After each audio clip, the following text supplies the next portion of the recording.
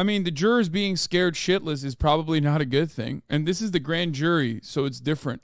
Grand jury jurors are revealed publicly, like their names are revealed. Defendants have to turn themselves in by next Friday. If the district attorney, Fani Willis, has her way, Donald Trump will be facing trial in Georgia the day before Super Tuesday. It's a big if, but Willis asked a judge for a March 4th start date for Trump and his 18 co-defendants who are accused of conspiring to overturn the 2020 election result in the state.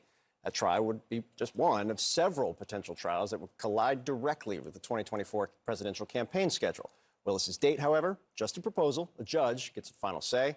And this just in, we're seeing the first polling since these indictments in Georgia.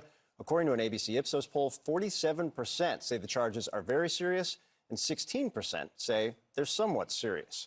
Joining us now to talk about all of this, two witnesses who testified before the Fulton County Grand Jury on Monday, just hours before that indictment was returned. CNN political commentator and former Republican Lieutenant Governor of Georgia, Jeff Duncan, and former Georgia State Senator Jen Jordan.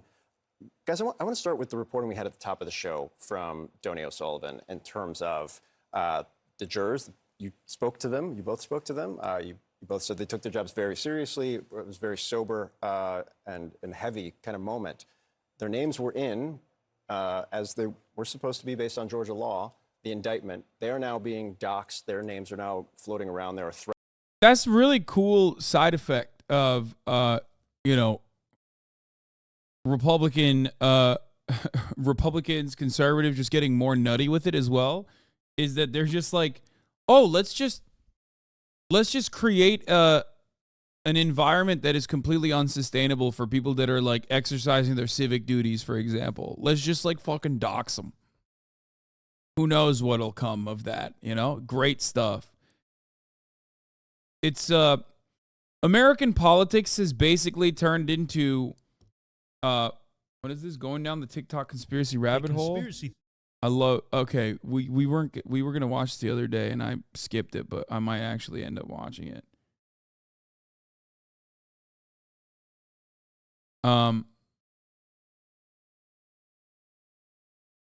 American politics has gotten to a point now where there's a tremendous amount of astroturfing happening on either side of the political spectrum, but especially on the Republican side. And with one side's supporters just basically engaging in light to very vicious and open acts of domestic terrorism. Like light domestic terrorism to like genuinely terrifying acts of domestic terrorism, right? And then the other side kind of not really doing anything about it. You just can't. What are you supposed to do? The other side just going, come on, please, Democrats and people in positions of power, can you please do something about this? And then they're like, our hands are tied. You know what I mean? It's great. Cool. Just a little bit. Let them have a little bit of domestic terrorism. It's just, you're supposed to let them get comfy with it. Threats being directed at them. You vote them out of office? Yeah, go ahead. Vote the 4chan kiddies out of office. The offices that they hold. That'll certainly work for you. Yeah, vote them out. I think have faced similar types of threats over the course of the last couple of years. What's your response to what we're seeing right now? Yeah, I think that this is just kind of a prelude of what's to come. I wish that Georgia law didn't require that their names to be in there, but it does. But it is incredibly serious. The lieutenant governor and I both had significant threats against our lives and our families. And look, we played such a small role. But if you have Trump supporters who really look at these grand jurors as kind of the reason that this case is going forward, and with Trump saying, this isn't true, these are lies. I mean, these people's lives are in danger and their families are in danger. And it's very, very serious. I keep thinking about whether that law needs to be amended in Georgia for such high-profile RICO, especially cases like this. The Trump one is one. It's terrible what's happening. I mean, their names are just like right there on page 9 in the indictment. But the other Young Thug case that's going on right now, and there's just a lot of high-profile cases that these jurors have no choice whether they're to participate, it's their constitutional duty, and whether their names are out there. Yeah, Should I that had, law be I had- amended? yeah, I had no idea that that was the law. Certainly my first time going through this grand jury process as a witness. But yeah, I can't imagine there's any value to publishing those names and putting them out there. But I think this speaks to the culture that Donald Trump has built, right? This culture of anger, right? And he's just confused so many good-hearted Republicans and folks all across the country to think that conservatism means you got to be angry and loud and visceral. That has nothing to do with conservatism. Controversial opinion. Key witness in this RICO case going on CNN and constantly talking about civility politics, probably not the best idea.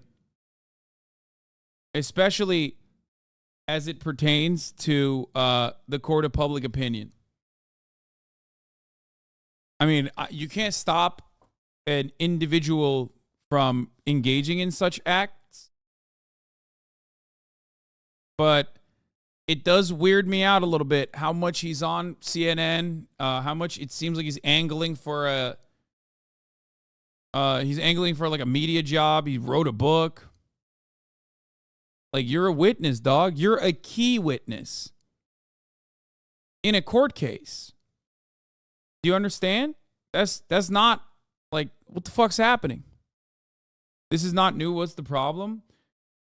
The problem is, I want especially the Georgia RICO case, which I think is the most damaging out of all of the individual cases that Trump is facing at the moment, to go as smoothly as possible. Okay? Milk the money, milk the teat, and make your money after the court case is over, not before. Because if you do it before, you're just, you're riling up the hogs. You're giving in to Donald Trump's claims that, there is something fucked up happening. It's just not, you have a situation where there is people engaging in manic attacks very publicly. And then you're just over here being like, yeah, it's just the civility of the situation. I did my due diligence. It's like, dude, come on, don't fuck it up. Don't fuck it up. And so to think anybody would take out the angst on these folks or us or anybody else that's been involved in this process, calling balls and strikes, is painful. Well, I think the bigger issue really is, these are just the grand jurors. Can you imagine who is going to be sitting on the jury and what they're going to be subjected to? And we already saw the threat to the judge.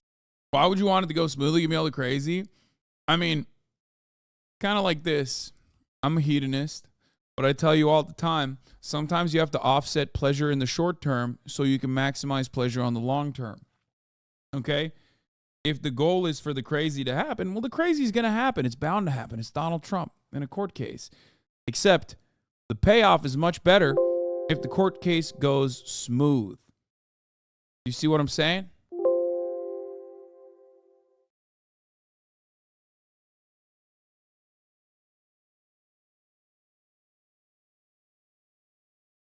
Don't give up on a major payoff in the long term for a little bit of short-term benefits.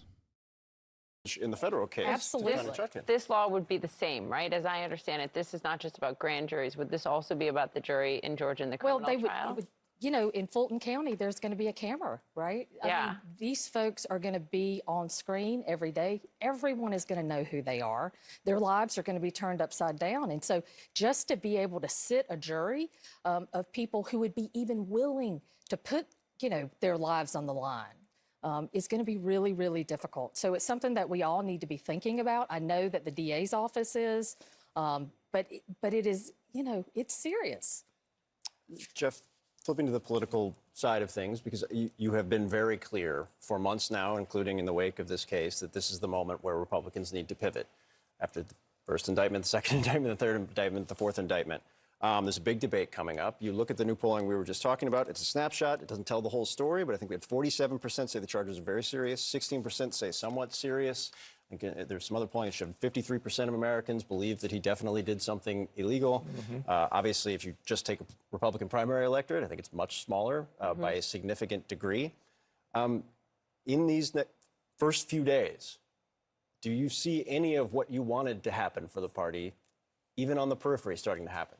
I do. There's certainly some motion starting to go in a different direction, right? We're just hearing conversations. There's a lot of inquiries around what is next, right? And I think we have to break this down as a business problem. Donald Trump went on a multi-year crime spree. And I think Americans, I think specifically Republicans, are starting to see that. Even if the 35% of Republicans that are in love with Donald Trump are starting to realize it's an impossible mathematical. Won't this be a blow to Trump's possible guilty verdict if he's harassing the jurors and the jurors are more likely to see how he could have possibly committed these crimes? I mean, the jurors being scared shitless is probably not a good thing. And this is the grand jury, so it's different. Grand jury jurors are revealed publicly, like their names are revealed in the state of Georgia, because no one expects, I guess, people to go after the jurors in a grand jury. Their role is very limited. It's just to start the court process, right? They're not like the actual jurors on the case. They're only saying, okay, there's enough evidence. You have proven to me that there's enough evidence that this is viable. That there is a real case here. So we should indict whoever the defendant is. Maybe it's because someone does expect it. You'll get to go after the jury that finds Klan members guilty, etc. Equation to win the election. And I think we have to break this down like a business problem, right? We've got to go attack. If 35% are diehard in love with Donald Trump, then we need to go figure out who those 65% are and message to them. And then we need to simplify it even more. Let's go figure out a way to short circuit the caucuses in Iowa, in New Hampshire. Let's go take those big dollar donors that are out there that haven't jumped in yet. Technically, the grand jurors' jobs were already done by the time their names were revealed, right? They can still be retaliated against, but they can't be swayed for any future proceedings. Exactly. Which is also the other reason why people probably have never thought that this would be an issue. Yeah, exactly. They're done. By the time their names go out there, I think it's in the indictments, and it doesn't matter because they've already done their deliberations. So why the fuck would you go after them? Except unless you're a fucking dumbass and a psychopath. And just like infrastructure needs to be hardened for extreme weather conditions, American consciousness needs to develop, and maybe some social norms need to be changed, keeping the most psychotic person in mind. You know what I mean? I'm trying to create a parallel between the first story that we covered and what's going on here. You're only as... Wait, what is this? Under Georgia law, the identities of the jurors are not a secret. In fact, the names of the Fulton jurors are listed on page 9 of the 98-page indictment released late Monday that criminally charges former President Donald Trump and 18 others. Yeah, I was shocked to find this out as well, but it's true. It's true. What this person is writing is not necessarily false. I think they're basically baiting crazies. It's kind of like this. In the United States of America, it's a little bit harder to find people's home addresses and names and phone numbers. In other countries, a lot of that shit is completely public, especially in like European countries. I don't know if you guys know this or not. And part of that is because, they just don't feel the need to harden their infrastructure, I guess. Yeah, it's 100% public in Sweden. There you go. Yeah, we used to also have these things called phone books. Exactly. And you can try and hide it. Same with America, same with everywhere else. But like ultimately, the reason for why it's like that is because, it's not, you're not going to fucking go and do something with that information. You can't really SWAT someone in Australia in the same way that you can in America, for example. See what I mean? So, in many respects, people don't see the need to even hide that.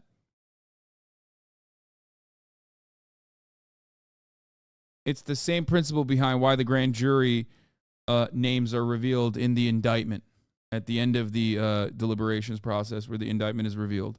And get them behind a full-scale effort to flip that 20% lead that Donald Trump's got in Iowa and then roll into New Hampshire. Food is here. And now we can reset the stage. But there's never been a better time for GOP 2.0 to show up and to really lead with our policies, right? Instead of us talking about Donald Trump, what if we were talking about that only 36% of Americans think Joe Biden's responsible enough to handle the economy? I feel like those calls have been happening. It was a bad new poll for him. Yeah, it just came out this morning. We should be talking about that To as your point, Republicans. though, I feel like those calls have been happening behind the scenes between pretty significant donors, between Republican operatives for the last 8-10 months. It's now or never. And I'm calling on candidates. I'm calling on, I don't want to see more press conferences like Tim Scott's yesterday or Ron DeSantis's or Nikki Haley's where they kind of tiptoe around the issue. You need to call Donald Trump out for being a liar and on his way to be a felon. And we need to move forward as a Republican. They're going to get called out on the debate stage by people like Chris Christie Yeah, for trying and to they toe should. that line. But look, and Jeff, that's really commendable, but we've been at this point together, right? I thought January 6th was going to be that pivot point. Yeah. If that couldn't be the pivot point, why do we think this is? And while you've been calling it out, everybody else in Georgia in terms of Republicans have been tiptoeing. Well, Brian Kemp this week. Yeah, that was the exception I was going to make. I mean, I think the play to run is Brian Kemp's play, right? Go put conservatism on display, go win the right, go win the middle, and even get some folks on the left to beat a well-funded, name ID'd opponent like Stacey Abrams. Yeah, but, you know, the whole idea is that the governor was for Trump until he wasn't, right? And that's how it is. These folks who are looking at statewide runs in Georgia that are Republicans, they aren't going to call them out, and they aren't, and we know that. So while it's commendable, and I really appreciate you doing that, the idea that this is some kind of pivot point, I just don't think it is. I would argue Brian Kemp was against Donald Trump during COVID when we had to push back on that. He was against him when he made his own Senate nominee instead of taking Donald Trump's handpick. Brian Kemp has been his own man for 4 years. Right. And by the way, he won by a significant margin in a state Trump and both good Republican point. senators Beat lost. David Perdue by 52 points. That's a lot. That's in politics. Yeah, that's a lot. That's a lot. Guys, we enjoyed this. Come back together. Thank you very much. Former Lieutenant Governor Jeff Duncan, Jen Jordan, we appreciate it. 59 of the 98 pages of the Georgia indictment, or 60% of the total, concerns just one of the 41 RICO, or Racketeer Influenced and Corrupt Organizations Act. It's a charge whose federal version has been made famous in TV and film, ironically by one of the 19 defendants, Rudy Giuliani, who used it as a U.S. district attorney against the New York mob and others in the 1980s. Jason Carroll has more about it. This is the 11th RICO indictment. The Racketeer Influenced and Corrupt Organizations Act, RICO for short, was originally passed in 1970 as a tool to help wipe out organized crime. The verdict was like a bullet, puncturing John Gotti's longtime image of invincibility from the law. At the time, it was dubbed the trial of the century, the U.S. versus John Gotti. The boss of the Gambino crime family was found guilty today on all 13 counts of murder and racketeering. In the early 90s, prosecutors took down Gotti and charged him with racketeering, extortion, and murder. The law also used to take down the Lucchese family and mafia underlings throughout organized crime. RICO laws allowed prosecutors to connect multiple crimes among multiple defendants to tell a story of corruption. This case charges more mafia bosses in one indictment than any ever before. The prosecutor credited for using RICO to take on the mob was a young, ambitious U.S. attorney for the Southern District of New York, Rudy Giuliani. This is a great day for law enforcement, but this is a bad day, probably the worst, for the mafia. And now, in an ironic twist, Giuliani is among those charged in the Georgia case, now having to defend himself against a charge he once prosecuted. This is a ridiculous application of the racketeering statute. This is not meant for election disputes. It's not just for people who are in organized crime. It's also for people whose collars are white and who may have Ivy League degrees. And so that's what we've seen in a variety of cases. RICO sent shudders throughout Wall Street after jurors sent American financier Michael Milken to prison in 1990 for fraud related to insider trading and tax evasion. And while RICO is a federal law, many states, including the state of Georgia, have developed their own versions. And prosecutors have used these laws to prove racketeering conspiracies. In other words, they string together separate allegations of misconduct committed by different people towards a common goal or purpose into a single indictment. Fulton County, Georgia's DA, Fani Willis, is well known for using RICO. As an assistant DA, she used the law to prosecute a case against Atlanta public school educators accused of scheming to inflate standardized test scores. In her current position, she again used RICO against rapper Jeffrey Lamar Williams, known as Young Thug, alleging he oversaw crimes ranging from armed robbery to murder. He pleaded not guilty. His trial still underway. Legal experts say the RICO case involving Trump and the other 18 defendants is faced with many legal challenges. The length of the trial is taxing on a jury, Free sex, and this will free be a slime. long trial. And the jury instructions at the end are hard to follow. They're complicated, and the jury will have to really pay attention closely. Jason Carroll, CNN, New York. Joined now by our Chief Law Enforcement and Intelligence Analyst, John Miller. He's a former NYPD Deputy Commissioner. He covered organized crime's demise in New York under RICO as a reporter back in the 1980s. I was saying, I always expect to see you, and do see you often, in those old mob footage. It's my Hitchcock. It's exactly. So how, in your experience, does a prosecutor benefit from a RICO law? You know, the RICO law was written by Robert Blakey, a professor at Notre Dame Law School who was trying to tackle the problem with, you know, cases involving organized crime, the mob, where the boss was insulated from all the crimes which were done by people at the bottom or the middle. And he said, what about we charge the organization? So the organization... One of the funniest aspects of the Georgia situation is that obviously Donald Trump is not going to go and personally become a false elector himself. He might not even actually contact the false electors himself, but he will set up a scheme for one of his underlings to engage in this act. However, Donald Trump did personally call the lieutenant governor, which is fucking nuts. Here's what you're not supposed to do as a mob boss. Call the guy in the position of power directly and tell him exactly what you want. So even from mob boss standards, you absolutely can, just like the federal prosecution has, nail him on numerous counts for directly engaging in acts of conspiracy, but also like playing a role personally in the conspiracy. Every fucking mob boss knows you're not supposed to make that goddamn phone call yourself. Donald Trump was like, fuck it, YOLO. Is the enterprise, and anybody who works within the enterprise, including those who run it, are equally guilty for all the enterprise's crimes. So RICO gave prosecutors a way to tell a story to a jury that this is about a corrupt enterprise and it's run by a boss and these henchmen do these things and they're all responsible. And Giuliani, how did he use it? I mean, was he the first to do it against the mob? That's a great question, because Anderson, Robert Blakey was sitting there writing this law, trying to figure out how to make it interesting, because it's complicated. And he was, you know, watching the Edward G. Robinson movie, Little Caesar, where in the end he's screaming, is this the end of RICO? And he said, RICO, we'll call it RICO. No kidding, really? And then he had to fit the words to actually fit the letters. That's amazing. You know, racketeering, influence, corrupt organization. It sounds awkward because it is. The acronym came before the words. But the point is, it sat dormant for 10 years, from 1970 to the late 70s, 78, 79, 1980. But Giuliani revolutionized it, because he took it and he said, we're going to charge the bosses of all 5 organized crime families of New York City, the leadership of La Cosa Nostra, who sit on a board of directors called the Commission. The enterprise is going to be the Commission, that is the board of directors for the mafia, and we're going to charge all the leaders and not any of the little henchmen or anything. And he got convictions across the board in that case. And after that, people looked at RICO and said, this is a real tool to take down criminal organizations, cartels, gangs, and in applications that are strange, where you see the corruption in a police department So the Key West Police Department was identified as a racketeering organization and put out of business in a RICO prosecution. The Hells Angels. You have to whisper your orders into your right hand's ear at the function. No phones. Yeah. And no notes. No notes. Street gangs and so on.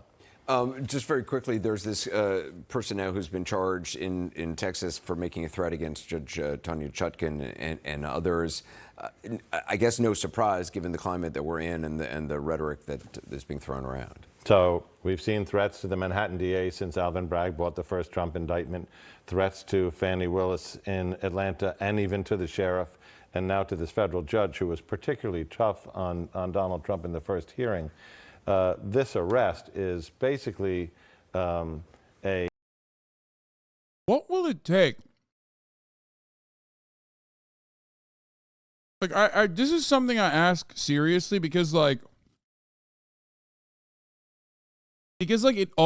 also impacts me personally as well. Since the beginning of my shitty e-celeb career,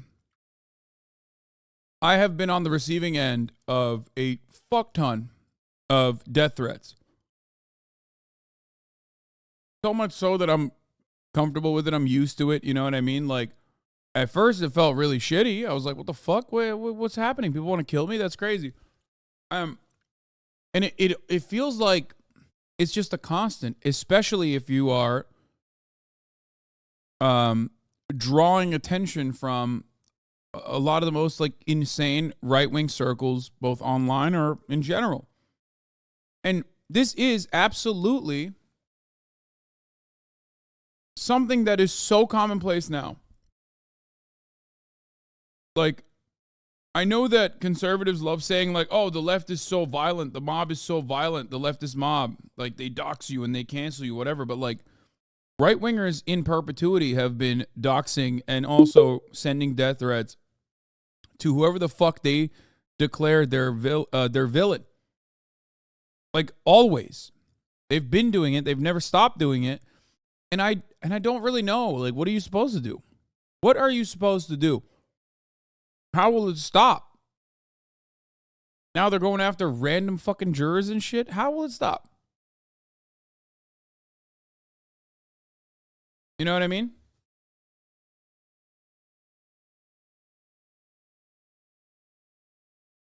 What do you do?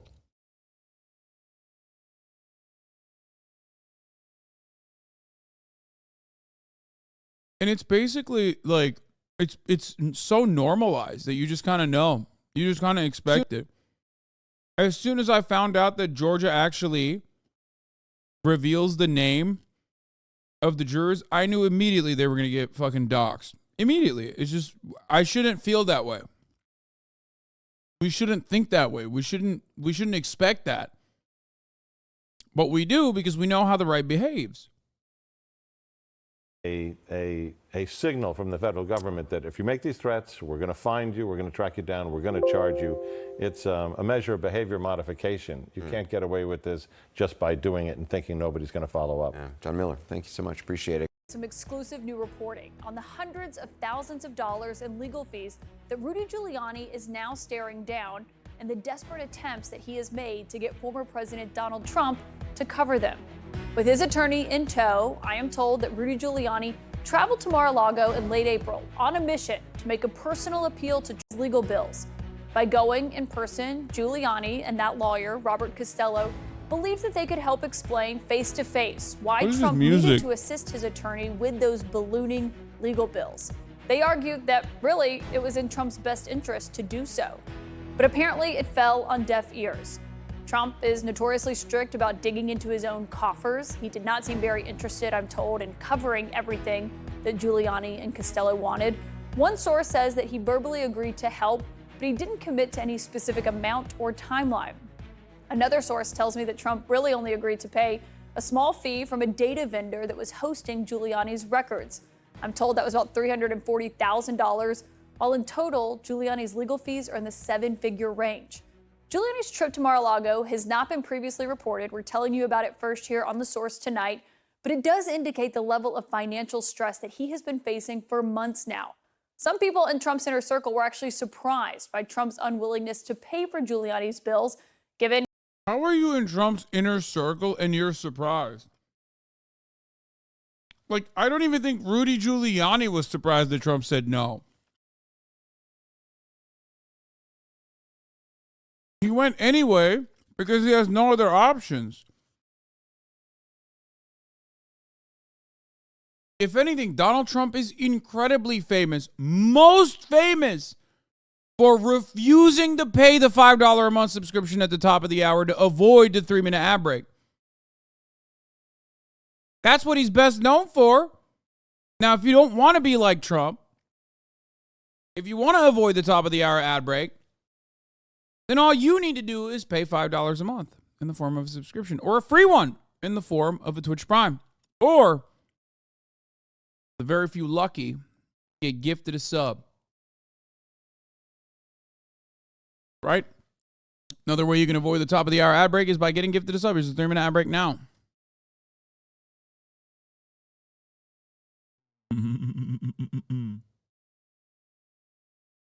But yeah, it's so hilarious to be in Trump's orbit, in his close circle, and be like, what?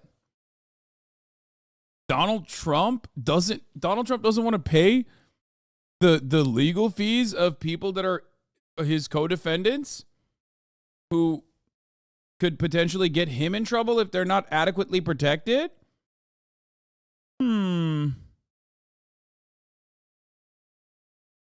He could find himself under intense pressure to cooperate with federal and now state prosecutors who have charged Trump. Giuliani already sat down voluntarily with Jack Smith's team this summer in 2 back-to-back sessions. He's now a co-defendant in the election interference case in Georgia. He is facing 13 criminal charges, like Trump, and potentially serious prison time. It's not out of character for Trump to not want to pay legal fees. This is something we have heard from many of his attorneys in the past, including his former attorney, Michael Cohen, when I sat down with him last month. Now, history repeats itself. One thing that we know for certain is that Donald does not pay legal fees. Donald doesn't pay fees at all. There's a pattern to what he does. He will pay a little bit, fall behind, pay a little more, fall bigger behind. I'm joined now by former White House counsel under President Nixon, John Dean. John, good to see you again. I mean, what do you make when you hear that Rudy Giuliani is going to Mar-a-Lago, making this desperate plea, trying to get Trump to pay for his legal fees? I love this guy constantly being on CNN. One, because he's profoundly old, and two, he's like, his glasses are from the Nixon era. He himself is a Nixon guy. Like, what do you think about a competent legal team in comparison to Trump's incompetent legal team? And especially as it pertains to like avoiding any kind of legal scrutiny for illegal acts. And Trump not really reciprocating on most of that. I think that Trump is aware that during Watergate, for example, the payment of legal fees got lawyers in a lot of trouble, as did joint defense agreements. The fact that he's not paying, though, is a pattern of this man. As Michael just said, he just doesn't like to pay his bills. So he will have people come after him to get the fees. He had an agreement with Michael, and Michael had to go to court to get his fees paid. So, Caitlin, there's no surprise here. And Trump, I think, is willing to tough it out. He doesn't think Rudy will flip. But that is a concern. I mean, I think people, the Michael Cohen effect, people have said that Trump has kind of changed his tactics there because of a concern of it turning into a Michael Cohen situation, potentially. I doubt that Rudy will. Rudy knows the inner workings of the system better than most as a former U.S. attorney from the Southern District of New York. He knows particularly the RICO law. He will try to poke holes. He will think he can prevail. He'll. This is John Dean, who Nixon attempted to force to sign a letter of resignation that amounted to a confession that Dean had directed the Watergate cover-up without the knowledge of the president, Haldeman or Ehrlichman. For those of you who are unfamiliar with Watergate, White House Plumbers is a really fun look into a really comedic and fun look into the Watergate disaster and how demonstrably incompetent, how unimaginably and hilariously fucking incompetent the Nixon administration was at at spying on the DNC and the Democrats in general is pretty funny. Definitely recommend it. It's also, I mean, RFK Jr.'s most important supporter acts his fucking face off in it. Woody Harrelson is, of course, who I'm referencing here. Good show. Put one of the main characters. Is it new Kennedy fan? Yes. Woody Harrelson famously came out recently with a show of support for RFK Jr. Anyway. He certainly, at the motion stage, the early stages of this proceeding, is not likely to flip. It's only if the government of Georgia can overwhelm him and he realizes he's going to go down and maybe he can save himself some years by cracking a deal. I sat down with Bill Barr, Trump's former attorney general, of course, as you know, the other week, and he had this to say about what he has seen, he says, happen to people who were in Trump's orbit.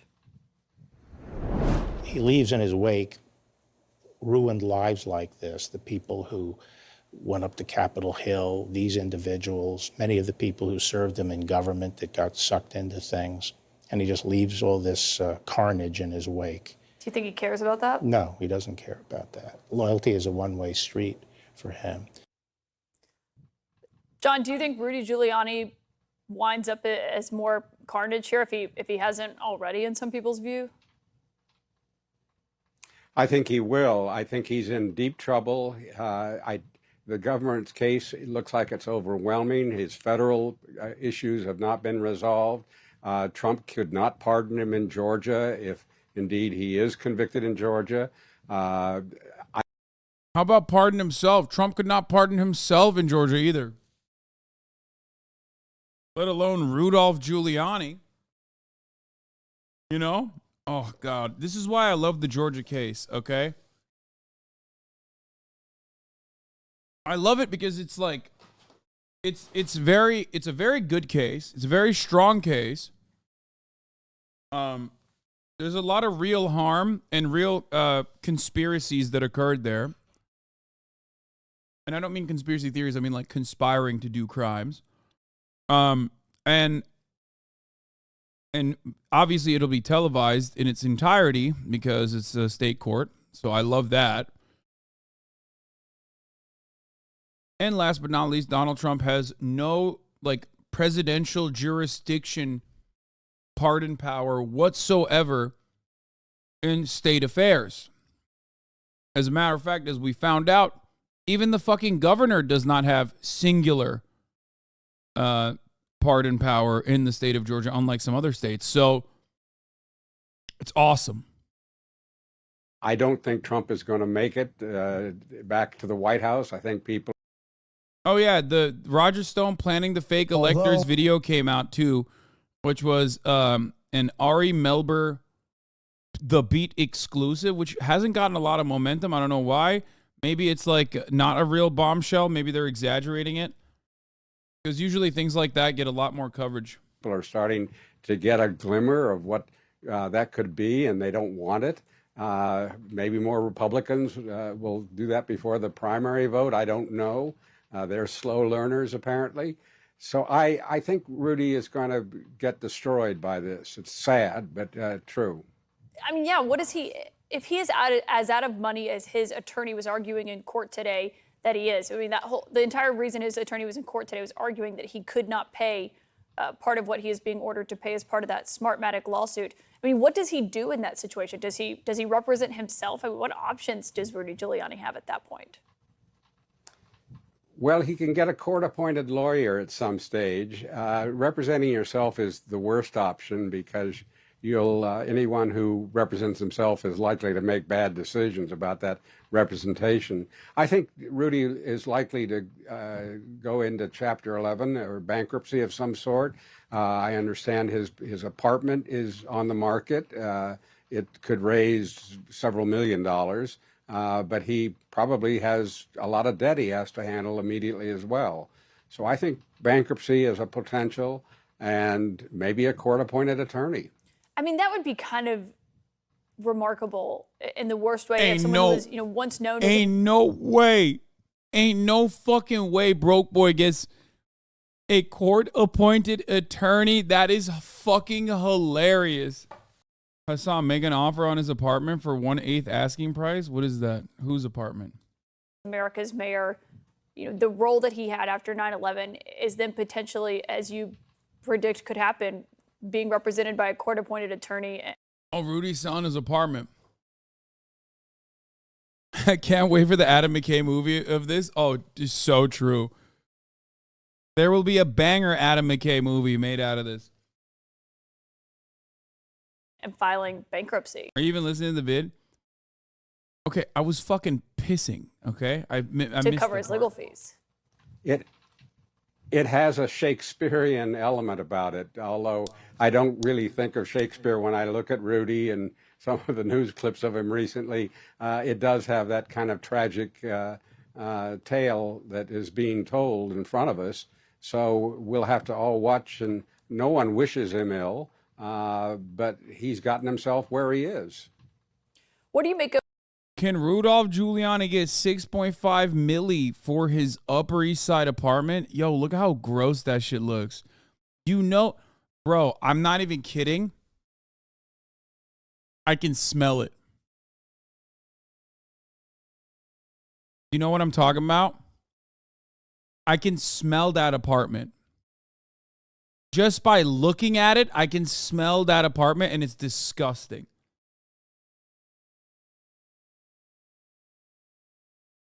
Yeah, mothballs and red wine stains. I want to roll up to him and be like, I'll give you fucking $1 million. Not a single dime more. Take it or leave it, bitch. Take it or leave it, broke boy.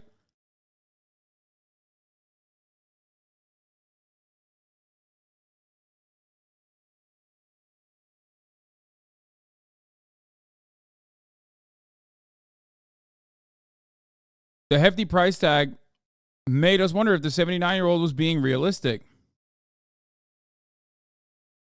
It's on the Upper East Side, close to Central Park, on Madison Avenue. The building dates to 1906 and fronts a Gothic-inspired brick and terracotta facade. High floor ceiling, resident bows, plenty of sunshine. Original details include windows, hardwood floors, wood paneling, and leaded glass. The unit is accessed by a semi-private elevator. The former layout includes a living room, a library, a wood-burning fireplace, a dining room that leads to a glass conservatory.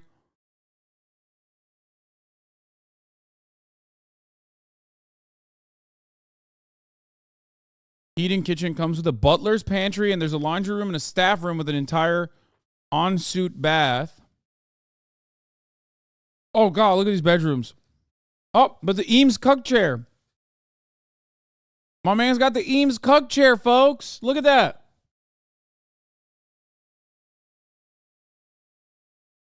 Two bedrooms, two baths were combined to create an impressive primary suite. It was a site of an FBI search. Ex-mayor's owned the home since 2002. Only one other apartment is currently for sale in the 33-unit building. That one is located on a lower floor and has 4 bedrooms. It's available for $2.8. At 2,200 square feet, the place comes out to be $1,300 per square foot. Giuliani's price is higher up and has a slightly bigger floor plan with 10 rooms, roughly 2,500 square feet. The last sale in the building was $3.7 million for a very similar yet more updated and glamorous apartment, says Jenny Lentz.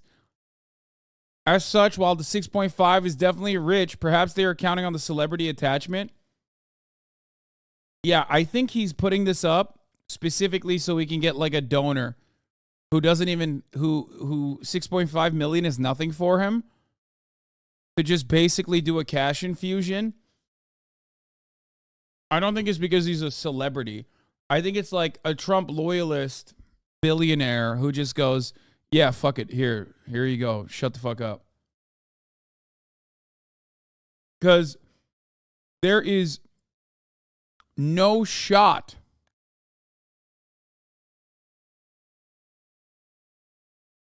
Rudy Giuliani won the deal for OxyContin maker to continue sales of drug behind opiate deaths. Wait, what the fuck?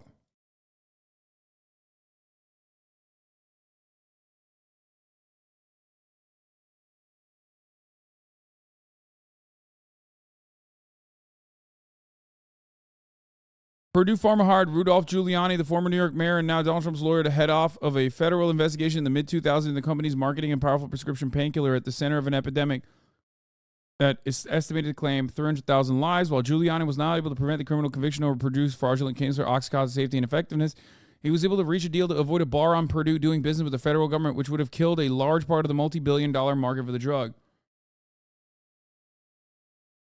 God, I fucking despise this piece of shit so fucking much. This might literally be one of the most evil things he's done in a sea of evil. At this point, he's just like competitively evil just for the fun of it. You know what I mean?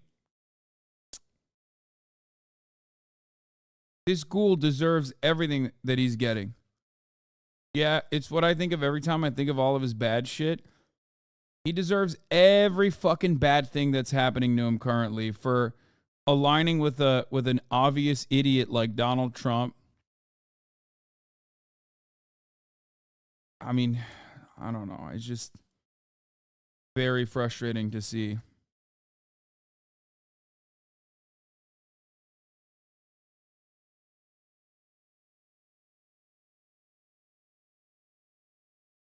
Of what we saw at Georgia overall, the district attorney there saying that she wants to have a March trial date. She's actually asking for March 4th of a trial date. I mean, whether or not that actually happens remains to be seen. But does that seem realistic, just given the makeup of this case, how complex it is, the fact that there are 19 co-defendants here? I think what's going to slow down the Georgia case is the others will file the kind of motion that Mark Meadows has filed to remove the case to federal court. While the state proceedings will continue, it will bog things down a bit. And I don't really believe, from my talk with lawyers who've really studied this body of law about removal, that they are going to remove the case to federal court. And if they do, it's still the same Georgia prosecutors. And the calendar could be even clearer at the federal level. I don't know. It's just a different jury pool, broader, wider. So that's what's likely to slow it down, Caitlin, is the removal proceedings. So you don't think that they're likely going to be able to get it moved from a state proceeding to, as Mark Meadows is doing, but also we are told by sources that Trump is also likely to do. You don't think that's likely? I don't. It's hard to envision this as official behavior of any of the people. When you read that indictment and you read what is being included, Mark Meadows was not just setting up media. I'd be so sad. Trump is trying to do this as well, by the way. Trump is also trying to make the move to take the court case to federal away from Georgia State, which is it's sad and it's scary. I don't think it'll happen. And yet, I don't like that he's even trying. He was not arranging telephone calls. That's done by secretaries, staffers, White House operators.